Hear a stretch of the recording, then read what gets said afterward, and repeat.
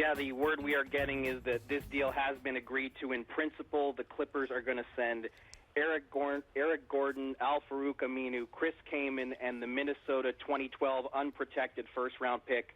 The Hornets will get all that. The Clippers get back Chris Paul, 2 future second-rounders, and by all indications, this trade will be formally approved by night's end.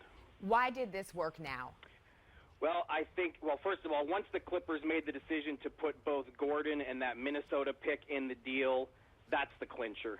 That's what the league wanted. They really wanted a good young player in Gordon that the Hornets could roll forward with, but also to get that Minnesota unprotected pick, which could be number 1, depending on the lottery, in what's projected to be a really strong draft. The league officials who are running the Hornets felt like that was a trade package that really gave the Hornets something to roll forward with, something to have a future with, and that's what clinched the deal. The Clippers had been resisting. They didn't want to give up both Gordon and that Minnesota pick. They only wanted to give up one. But the Clippers are trying to keep Blake Griffin in town, so they felt like they had to do it now. Chris Paul is going to opt in to the last year of his deal, so the Clippers will have him for 2 years.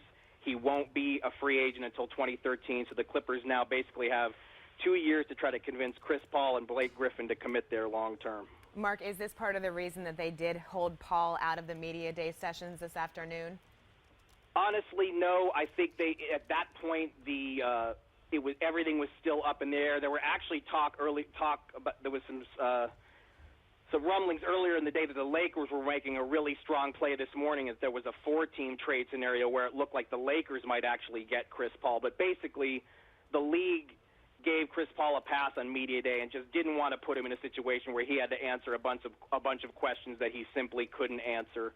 So they held him out, didn't make him talk, and now he's getting what he wants. The Lakers and Knicks were his first choice, but if he couldn't get to the Lakers and he couldn't get to the Knicks, he wanted to get to the Clippers. Why?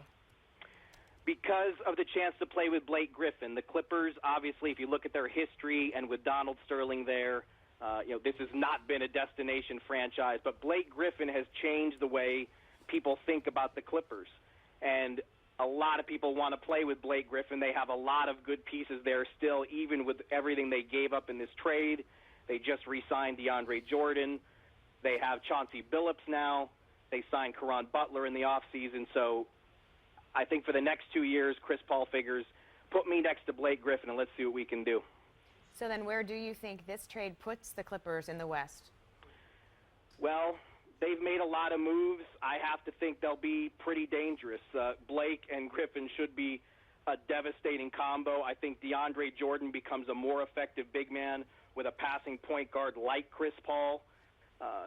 The West is actually in flux right now because so many good players have moved to the East in recent years. There really is an opportunity to move up quickly. We saw that last season with the Memphis Grizzlies. Nobody was talking about the Memphis Grizzlies going into last season. They knock out San Antonio in the first round and now have a really good future. After years and years of West dominance, if you get the right pieces together, you can move up the ladder fairly quickly. Mark Stein with the latest on the Chris Paul trade to the Clippers.